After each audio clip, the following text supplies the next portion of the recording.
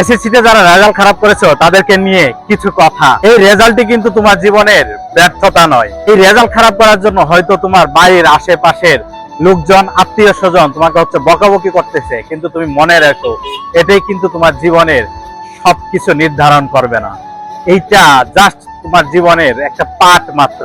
Einstein বলেছিলেন যে সবাই জিনিয়াস, কিন্তু তুমি যদি হাতির বাচ্চাকে গাছে উঠতে বলো তাহলে সারা জীবন সে নিজেকে ব্যর্থ মনে করবে।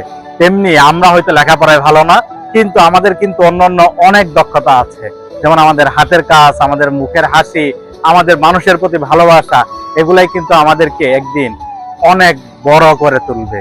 জীবন হচ্ছে একটা যুদ্ধ, আর যোদ্ধারা কখনো যুদ্ধে হেরে গিয়ে থেমে যায় না, তারা আবার চেষ্টা করে, বারবার চেষ্টা করে, এবং যতক্ষণ পর্যন্ত না যারা সফল হয় ততক্ষণ পর্যন্ত তারা চেষ্টা করে যায়। বন্ধু মনে রাখবে, জীবন কিন্তু একটাই, আর এটা শুধু একবারই পাওয়া যায়। সো এই জীবনকে নিয়ে আমরা কোনো ভুল সিদ্ধান্ত নিব না। আমরা আমাদের জীবনের সামনের পথগুলোর দিকে তাকাবো, পিছনের দিকে না তাকিয়ে আজকেই আমি কিভাবে সফল হব সেটা শপথ গ্রহণ করব, এবং আমরা আমাদের জীবনটাকে আরো সুন্দর করে গড়ে তুলবো। কারণ প্রত্যেকটা সফলতার পিছনেই ব্যর্থতা লুকিয়ে আছে। দেখবেন যারা সফল হয়েছে তারা কোনো না কোনো জায়গায় ব্যর্থ ছিল।